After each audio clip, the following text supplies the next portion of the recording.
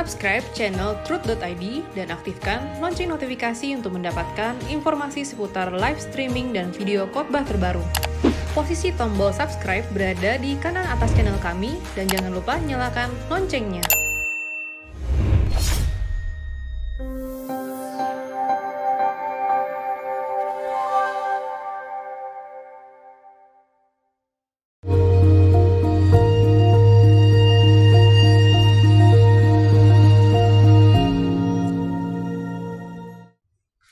Shalom saudara, Anda bertanya Alkitab menjawab di episode 111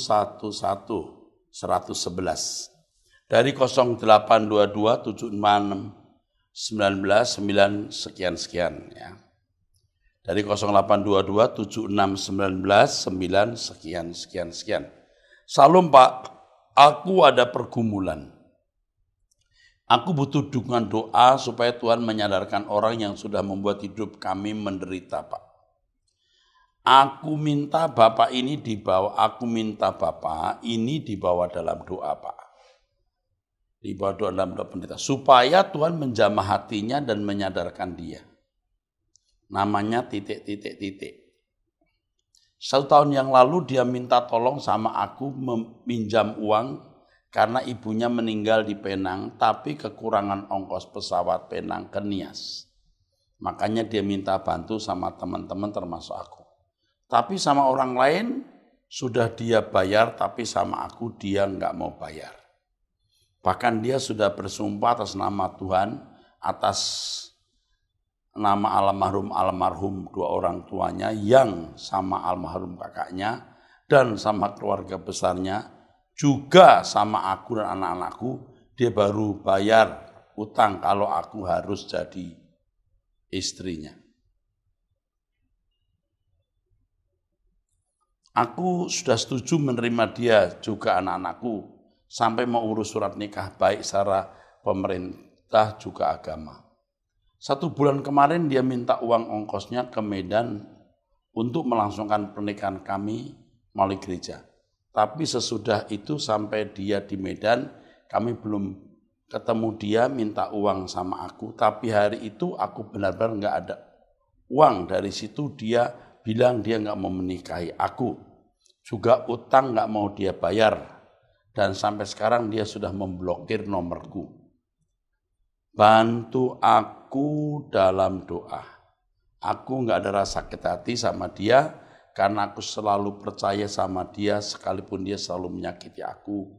Dan ini sudah 3 kalinya dia mempermalukan aku dalam pernikahan ini. Baginya pernikahan hanya sebuah mainan. Biarlah Tuhan yang menjamah hati yang juga pikirannya, Pak Pendeta, biarlah kuasa Roh Kudus yang menggerakkan hatinya supaya dia menghubungi saya, Pak. Oh, rupanya yang tulis surat ini perempuan. Sedangkan yang utang sama dia dan janji mau menikah itu laki-laki. Kepada yang nanya saya kasih tahu 100% jangan kawin sama laki-laki ini. Ya, utang enggak dibayar enggak usah. Ya, enggak usah lagi dituntut. Enggak usah diminta lagi. Apalagi kalau pria ini, kalau saya lihat catatannya seorang aparat. 1, jangan kawin dengan pria ini. 2, jangan minta lagi utangmu. Dia menyandera. Dia mau bayar utang kalau you jadi istrinya. Ini tidak benar. Ya.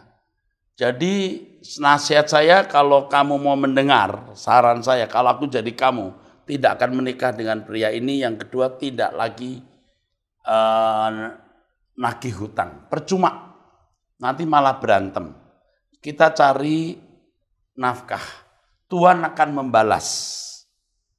Artinya Tuhan akan mencukupi kebutuhanmu. Tuhan pasti menolong. Ya, lakukan apa yang saya sarankan. Terima kasih. Dari 0878 7882 2 dan seterusnya. Salam Pak Eras, terima kasih buat jawaban atas pertanyaan saya terdahulu. Sekarang pertanyaan saya adalah, masalah keluarga saya. Begini Pak, dulu saya bertobat dan menerima Yesus sekeluarga tahun 1986. Waktu saya lulus SMA. Kami sekeluarga mulai banyak berubah. Papa saya yang tadinya merokok, dia berhenti.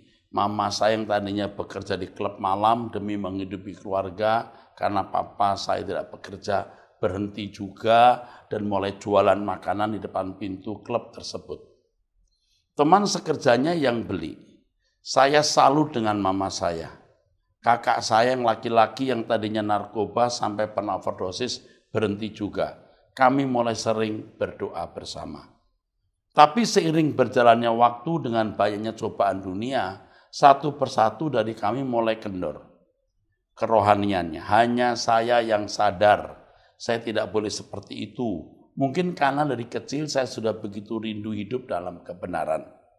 Saya aktif pelayanan di gereja sebagai singer dan menjabat sebagai ketua seksi kerohanian di youth. Tapi berbeda dengan kakak saya yang laki-laki, dia memang pernah pelayanan di gereja sama ya, gereja saya, tapi seminggu sekali setiap hari Senin pasti ikut persekutuan doa di rumah ibu pembimbing rohani kami yang buat kami sekeluarga bertobat. Tadinya dia selalu berangkat dari rumah pagi karena acara persekutuan doanya jam 2 siang. Lama-lama dia berangkat hari Minggu dan menginap di sana. Senin sore baru pulang. Sampai satu kali dia bicara pada saya berdua sambil menangis. Dia bilang kalau Tuhan bilang kepadanya bahwa saya coba adakan waktu paling enggak 2 minggu tidak pelayanan di gereja saya dan mulai berdoa. Karena kalau tidak Tuhan akan memisahkan dia dengan saya. Pada saat itu saya benar-benar sedang aktif pelayanan. Jadi saya enggak enak kalau berhenti tiba-tiba begitu. Jadi saya tidak mendengarkan sarannya. Akhirnya setelah pembicaraan itu dia sering ikut persekutuan doa, mulai memisahkan diri dari keluarga. Yang tadinya pergi menginap cuma sehari, lama-lama menginap 2 hari, lalu 3 hari. Sampai akhirnya dia bilang ke mama saya bahwa Tuhan bicara dia harus memisahkan diri dari keluarga. Tuhan yang suruh katanya. Dia mengangkat pembimbing rohani kami menjadi orang tua baru. Dengan orang tua baru, dengan orang tua kami, dia itu sampai berubah identitasnya. Semua surat-surat yang berhubungan dengan keluarga kami dirubah. Seperti kakak, akte lahir. Mama saya sampai stres menghadapi masalah ini. Saya saat itu bingung apa benar itu suara Tuhan. Mama sampai panggil beberapa pendeta minta sarannya, tetapi tetap kakak saya itu kekeh dengan pendiriannya. Dia akhirnya tinggal dengan orang tua barunya itu. Tidak mau lagi kenal dengan mama dan papa. Saya dan adik saya nggak mau kenal keluarga. Hanya kepada kakak saya yang perempuan dia masih berhubungan sampai sekarang. Sampai papa dan mama saya meninggal, dia tetap tidak pernah bertemu lagi. Tetapi sekarang dia jadi orang sukses secara duniawi. Pak Eras, apa tindakan dia itu benar? Salah, langsung saya bilang salah aja. Ini aneh ini. Tidak pernah saya lihat orang macam begini. Apa benar Tuhan bisa bertindak seperti itu? Tidak mungkin. Menurut saya kok ini hal yang aneh ya. Kok bisa terjadi ya seperti ini sampai sekarang sudah hampir 30 tahun dia tidak mau lagi bicara kepada saya dan adik saya. Mohon pencerahannya Pak. Saya tidak bisa menjawab karena bagi saya ini aneh. Tapi saya tidak tahu detailnya orang tua angkat dia itu siapa, umurnya berapa, apakah ada hubungan khusus antara kakak Anda dengan orang tuanya itu atau anaknya. Pasti ada sesuatu di balik semua ini. Tetapi jelas dari sikap ini, sikap terhadap orang tua ini sudah menjadi tolak ukur bahwa dia melangkah salah. Sudah cukup. Cukup disimpulkan dia salah melangkah. Tunggu tanggal mainnya. Di mana Tuhan akan bertindak menegur. Tunggu waktunya. Ya. Jadi Anda diam. Kalau dia nggak mau kenal Anda diam saja dulu. Minta hikmat Tuhan apa yang Anda harus lakukan. Sementara ini Anda harus bertumbuh terus di dalam Tuhan, bertumbuh dalam kebenaran dan kesucian Tuhan, memindahkan hati di kerajaan surga dan tidak mencintai dunia ini. Cukup itu saja dulu. Oke? 0852562556 dan seterusnya. Salam LB3, Langit Baru Bumi Baru. Om Era, saya mau tanya. Saya sudah lama ikuti suara kebenaran, tapi kok hanya kepintaran yang saya peroleh. Sedangkan hidup kudus belum sempurna yang saya jalani, malah jatuh bangun. Mohon pencerahan. Sebenarnya jatuh bangun itu bukan hal yang asing atau aneh. Semua kita mengalami. Tapi kalau sampai tidak bertumbuh sama sekali, ini pasti ada sesuatu yang salah. Biasanya ada dosa yang disayang, yang tidak mau dilepaskan. Dan itu pasti mengganggu, yang membuat kita tidak bertumbuh. Dari pengalaman saya, jika saya masih menyukai suatu dosa dan keberatan melepaskannya, itu yang tidak membuat saya bertumbuh secara wajar. Coba periksa diri, ya, itu. Seperti misalnya mungkin Anda suka tontonan yang tidak perlu. Kalau Anda ini misalnya seorang ibu atau wanita, masih suka pria lain atau sebaliknya. Atau Anda masih suka barang-barang yang branded dan lain-lain. Ikut Tuhan itu harus all out sepenuhnya atau tidak usah sama sekali. Komitmennya harus bulat, jangan setengah-setengah. Ya, itu saja. Oke. 0812623666 dan seterusnya. Salam Pak Era, saya ingin bertanya mengenai kebangkitan setelah kematian. Apakah di dunia akan datang usia umur kita sesuai waktu kita meninggal atau sesuai umur di mana kita mulai lahir? Mohon penjelasannya Pak. Alkitab tidak pernah menjelaskan, tetapi saya hanya memiliki pertimbangan. Pertimbangan saya adalah usia mungkin kembali di usia yang ke-33 ketika Yesus naik ke surga. 33-34 tahun. Mungkin seusia itu kalau kita sudah lewat 33. Tapi di bawah itu mungkin juga lewat proses usia. Ya, mungkin lewat proses usia. Tapi kita matang sekitar usia 33 tahun, barangkali. Jadi kalau masih kecil dia akan proses sampai umur 33, wajah sempurna matang itu. Tapi kalau usia 50, 60, 70, 80 bang akan kembali ke usia puncak usia prima. Oke. 0896 7640 4 dan seterusnya. Salam Pak Eras, saya mau tanya tentang kehendak bebas. Bapak pernah berbicara bahwa kehendak bebas tidak bisa diintervensi oleh Tuhan. Tetapi kenapa ya di perjanjian lama Nabi seperti Yunus yang sudah menolak panggilan Tuhan, tetap Yunus yang dipilih. Dan Musa yang menolak panggilan Tuhan, tetap Tuhan memakai Musa. Berarti apakah kehendak bebas manusia itu tetap diintervensi Tuhan? Terima kasih Pak Eras, selalu sehat ya Pak. Kehendak bebas di sini menyangkut tugas. Kehendak bebas individu itu pasti diberikan setiap orang. Apakah dia mau taat sehingga masuk surga atau tidak taat masuk neraka. Nah, masalah Musa dan Yunus ini masalah panggilan atau tugas. Ya. Kita bicara dulu Musa. Musa berkata, aku tidak sanggup, aku tidak mampu. Tapi Tuhan paksa dia. Akhirnya Musa mau. Kalau seandainya Tuhan sudah memberikan tanda tangannya bara, tongkatnya jadi ular, tetap menolak, mungkin dibunuh Tuhan mungkin. Atau dibiarkan. Yunus disuruh ke Niniwe, dia malah nyemplung pergi ke tempat lain. Saudara, Tuhan hukum dia, Tuhan buang. Tuhan buang, dia di dalam perut ikan, dia kalau kita membaca doa Yunus menunjukkan kesadarannya. Ya, lalu Tuhan muntahkan lewat ikan itu keluar. Akhirnya Yunus mau melakukan, tapi 3 hari seharusnya dia mengelilingi kota Niniwe hanya 1 hari. 1 hari cukup membuat orang Niniwe itu bertobat. Nah, Yunus nggak suka itu. Akhirnya apa yang terjadi? Tidak ada akhir ceritanya.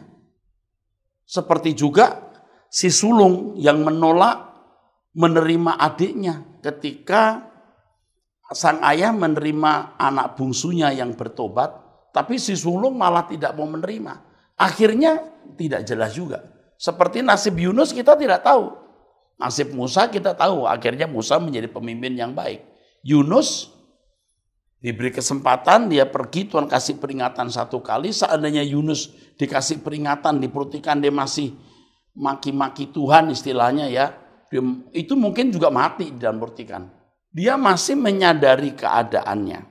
Dan Tuhan masih memberi dia kesempatan untuk berubah. Ya. Jadi saudara, kita harus melihat kisah Yunus ya, beda.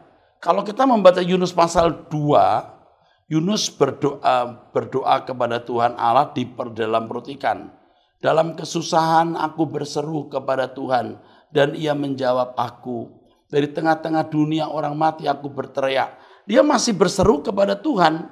Coba kalau dia nggak berseru, mungkin juga mati di perutikan. Ya Tuhan kalau memberi bimbingan ya tidak sekaligus langsung dihabisilah saudara. Ya Tuhan masih beri kesempatan. Jadi Yunus dan Musa itu kasusnya tidak boleh disamakan, persis beda. Terima kasih. Yang berikutnya 0831 43749 dan seterusnya. Salum, terima kasih atas semua pencerahan tentang surga yang kami sudah ikuti. Maaf Pak, ada satu yang agak kurang mengerti. Apakah tubuh kemuliaan bisa tembus materi? Misalnya masuk dalam ruangan tertutup? Terima kasih Pak. Saya tidak terlalu yakin itu. Menurut saya malah tidak mungkin. Yang bisa berbuat itu Tuhan Yesus. Oke? Bukan manusia. Cukup. 0812 5364 dan seterusnya. Salam Pak Eras, saya mau tanya. Pertama, Pak Eras berkata bahwa ketika manusia dibangkitkan dan mengenakan tubuh kemuliaan, artinya sama dengan tubuh Adam. Ketika Adam belum jatuh dalam dosa, atau mengenakan tubuh yang berkualitas. Pertanyaan saya bagaimana dengan pernyataan Paulus dalam 1 Korintus 15 bahwa darah dan daging tidak mendapat bagian dalam kerajaan Allah sehubungan dengan tubuh Adam tadi, mohon dijelaskan. Kedua, Pak Eras bilang bahwa ada surga untuk Allah dan ada surga untuk manusia. Pertanyaan saya, apakah surga ada dua? Nah, pertanyaan yang kedua inilah yang pada tanggal 31 Agustus 2020 akan saya jelaskan dalam satu rangkaian penjelasan di 2 sesi. Ya, jadi tidak saya jelaskan sekarang. Mengenai tubuh, ya, tubuh yang dimiliki Adam tidak mati karena bumi belum terkutuk dan Adam juga belum hilang kemuliaan Allah. Tetapi tubuh dan darah dan daging ini tidak mendapat bagian dalam kerajaan Allah. Kenapa? Karena darah dan daging ini itu kan dari tubuh yang terkutuk. Ya, ini juga akan ya digantikan nanti kalau Tuhan Yesus datang. Kalau Yesus datang ke dunia, ya orang-orang yang sudah mati dibangkitkan Tuhan dengan tubuh baru. Barangkali, yang pasti Alkitab berkata tubuh kita diubah dalam sekejap. Karena darah daging ini tidak mendapat bagian dalam kerajaan surga. Ini darah daging dari bumi yang terhukum. Nah pertanyaan yang bisa muncul. Tubuh dan tubuh baru yang dimiliki orang-orang mati itu tubuh dari mana Pak? Yaitu Tuhan ciptakan yang baru. Bukan tidak mungkin dari tanah bisa jadi. Maaf ya ini pertimbangan saja. Dari tanah di langit baru bumi baru nanti. Karena di sana manusia akan makan juga dari anggur, dari buah-buah dan makanan di tanah, di bumi yang baru nanti. Ini hanya pertimbangan. Ya. Ini hanya pertimbangan, tapi pertimbangan yang kalau menurut saya sangat logis. Kalau kita sekarang hidup dari tanah yang terkutuk ini, mati juga. Tapi nanti kita akan hidup dengan satu kehidupan di tanah yang baru. Bisa saja begitu. Tapi karena tidak ada kepastian, jangan coba-coba dipastikan. Ya, sekali lagi, tubuh dan darah dari bumi yang terkutuk ini, yang terhukum ini akan digantikan dengan tubuh baru. Kita akan diangkat. Oke, 0877002556 dan seterusnya. Salam Pak Eras, ada 3 pertanyaan tentang penjelasan surga. Surga yang didiami oleh Allah Bapa saat ini dan sejak dahulu dengan surga yang akan datang apakah sama? Kalau sama berarti sudah ada sejak dahulu. Kalau sama mengapa harus ada tempat perhentian bagi manusia yang meninggal? Kalau sama mengapa ada tempat perhentian bagi manusia yang meninggal? Berarti orang-orang yang meninggal dianggap sudah bersama Bapa di surga. Adalah pengertian yang salah. Apakah hadis yang nyaman Bapa hadir di sana? Allah Bapa itu Allah yang melingkupi jagat raya. Ini tidak bisa dianalisa dengan sempurna. Dimensinya tidak terbatas. Ini kalimat kalau sama mengapa harus ada tempat perhentian bagi manusia yang sudah meninggal. Manusia yang meninggal itu masih dalam bentuk roh di Hades.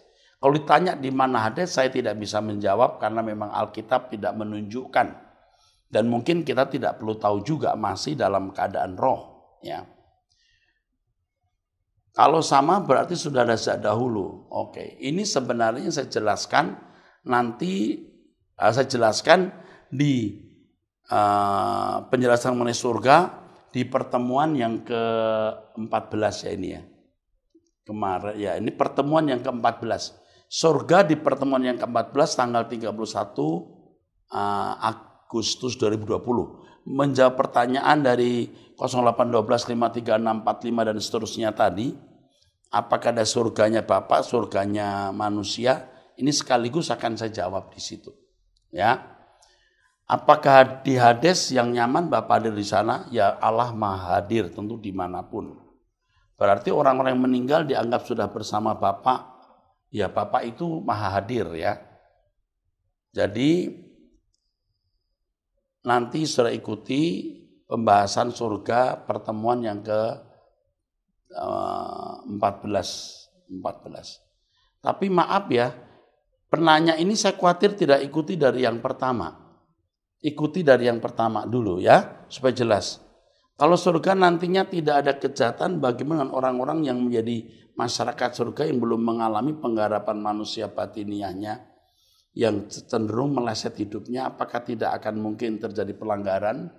Tentu yang masuk di dunia yang akan datang, anggota masyarakat, orang-orang yang tidak berpotensi memberontak, yang mengasama seperti diri sendiri. Allah pasti Maha tahu itu, yang tidak berpotensi memberontak. Yang kedua, Alkitab mengatakan bahwa Tuhan akan menggembalakan dengan gada besi. Itu berarti dengan ketegasan tanpa melukai. Kalau Tuhan Yesus jadi raja, betapa tertibnya. Dan orang-orang yang mendampingi Yesus adalah orang-orang yang sudah melayani Tuhan dengan hati yang mengasihi sesama seperti hatinya Tuhan. Sejak di bumi. Ya, pasti sempurna. Dahulu pengertian saya tentang Allah atau Yahweh adalah roh yang tidak terbatasi dimensi ruang, waktu, dan jarak. Tapi apakah Allah atau Yahweh memiliki tubuh, jiwa, dan roh? Allah itu tidak bisa dianalisa. Allah itu dari kekal sampai kekal. Tidak bisa dianalisa. Dia memiliki dimensi yang tidak terbatas. Tidak bisa disamakan dengan kita. Tetapi kita mengenal dia dalam batas-batas tertentu yang itu cukup untuk membuat kita menjalani hidup dalam persekutuan dengan dia. Ya. Nanti kita akan bertemu muka dengan Yesus sebagai raja seperti ketika Daud menjadi raja di Israel. Kita akan memiliki kerajaan dan Yesus sebagai rajanya. Sedangkan Allah tetap melingkupi jagat raya tanpa batas. Ini yang bertanya ini orang yang cerdas nih. Ya. Mohon teliti kembali dari yang pertama. Dan yang bertanya ini orang yang memiliki kerinduan mengerti banyak. Saya salut. Welcome to my world. Selamat datang di duniaku. Sama-sama kita belajar. 0821 5450 1 dan seterusnya. Salam Pak. Saya sangat bersyukur kepada Tuhan diperkenan untuk mendengarkan kebenaran-kebenaran mengenai surga. Di kesempatan ini juga saya memiliki 2 pertanyaan. Pertama, seandainya seorang meninggal dunia pada usia 70 tahun, tentunya sudah keriput. Apa ketika dibangkitkan dan menerima tubuh kemuliaan, dia akan sama seperti usianya ketika meninggal dunia? Pasti tidak. Dalam artian apakah dia keriput di surga? Tidak. Dan demikian juga seandainya jika ada baby yang meninggal, apakah kelak ia bangkit sebagai baby juga? Nah ini masalahnya. Karena kalau baby kita tidak pernah tahu, tapi kalau sudah jadi manusia yang dalam kesadaran, Allah bisa menumbuhkan dia. Jadi di surga pun tetap ada proses. Tapi yang keriput pasti menjadi wajah yang sempurna dalam kondisi prima. Dan kondisi prima itu usia 33 tahun kira-kira. Jika iya, siapa yang akan merawatnya dan apakah di surga nanti dia akan bertumbuh menjadi besar? Proses pertumbuhan tetap ada. Siapa yang merawat, saya tidak tahu. Tapi pasti Allah memiliki sistem masyarakat yang sempurna. Apa ketika kita menerima tubuh kemuliaan, kita masih mengenakan pakaian atau kembali seperti manusia pertama Adam dan Hawa yang pada mulanya tidak berpakaian? Ini memang tidak dijelaskan, tetapi kalau di Alkitab kita menemukan orang berpakaian putih. Nah, saya khawatir pakaian putih itu sebagai atau semacam lambang kesucian. Ya. Tetapi pakaian putih juga bisa berpakaian benar. Ya, ketika di Wahyu pasal 7, ia melihat ada sebegitu banyak manusia yang tidak terhitung semua berpakaian putih. Ya. Nah menurut saya loh ya, karena tidak pasti, orang masih pakai pakaian. Karena di dalam kitab Wahyu ada istilah ya, pakaian putih atau memiliki jubah, berarti masih ada pakaian. Oke, 0812 50 60 dan seterusnya. Salam Pak, jika tempat yang disediakan Tuhan Yesus Yohanes 14 ayat 2-3 itu adalah LP3, apa kerajaan surga di mana Tuhan Yesus duduk di sebelah kanan Allah Bapa ada LP3 juga? Ini semua pertanyaan mengarah pada pertemuan yang ke-14 ini. Ya. Jika tempat yang disediakan Tuhan Yesus. Jadi begini, pengertiannya harus benar. Langit baru, bumi baru itu menyangkut seluruh kehidupan nanti. Seluruh kehidupan. Ya. Bagi kita termasuk surga. Langit baru, bumi baru itu bagi kita termasuk surga. Tapi surga yang sekarang sudah dihuni oleh di mana Tuhan Yesus berada memang sudah ada. Di mana iblis juga memberontak, di situ sudah ada. Tapi LB3 ini menunjuk dunia baru kita, termasuk surga. Apa kerajaan surga di mana Tuhan Yesus duduk di sebelah kanan Allah Bapa, ada LB3-nya juga. Kalau dikatakan duduk di sebelah kanan Allah Bapa itu jangan kita lihat secara harafiah. Bapak itu tidak kelihatan. Yang saya pahami Allah Bapa itu roh yang memenuhi jagat raya yang tidak bisa dianalisa. Duduk di sebelah kanan Allah Bapa artinya Yesus menerima kuasa pemerintahan. Jadi bukan duduk berdampingan begitu, bukan. Tetapi menerima kuasa pemerintahan. Nanti di surga ada satu tahta. Sebenarnya itu tahta Bapa. Dan itu diserahkan kepada Yesus untuk duduk memerintah. Dia pelaksana dari pemerintahan Allah. Pelaksana dari teokrasi, pemerintahan Allah. Dan seluruh rangkaian dunia akan datang itu kita sebut sebagai langit baru, bumi baru. Tetapi biasanya langit baru, bumi baru itu menunjuk pada keadaan baru yang akan diterima oleh manusia. Di dalamnya termasuk surganya atau Yerusalem baru. Surga di mana Yesus akan bertahta di kerajaan. Nah ringkasnya begini saudara. Sekarang ini sudah ada surga di mana Lucifer pernah memberontak. Yang saya pahami ya, di sanalah Elia, Musa, Henok diangkat. Kesanalah pula Yesus naik ke surga hari ini. Yesus menyediakan tempat bagi kita. Nah, apakah planet lain atau satu planet? Itu juga tidak pasti. Kalau planet atau tempat di mana surga itu berada besarnya seperti matahari misalnya atau ribuan kali dari planet bumi, kan tidak perlu planet lain juga sebenarnya. Ini bumi ini, planet kita ini kecil dibanding planet-planet lain yang luasnya bisa hampir 200.000 kali. Nah, yang ini tidak terlalu prinsip. Tapi yang jelas ada Yerusalem baru, ada tempat masyarakat. Oke? Nah, ikuti apa yang saya sampaikan di pertemuan surga yang ke-14. Salam Pak Erastus, mohon berkenan Bapak untuk menjelaskan kedua hal berikut ini. Apakah masa 1000 tahun yang terdapat di kitab Wahyu sudah terjadi? Kalau sudah terjadi, kira-kira kapan terjadinya Pak? Minta maaf, saya akan jelaskan nanti di penjelasan kerajaan 1000 tahun. Saya tidak bisa menjelaskan singkat, nanti malah salah. Apakah maksud dari peristiwa Harmagedon di Wahyu 16 ayat 16? Apakah peristiwa ini sudah terjadi?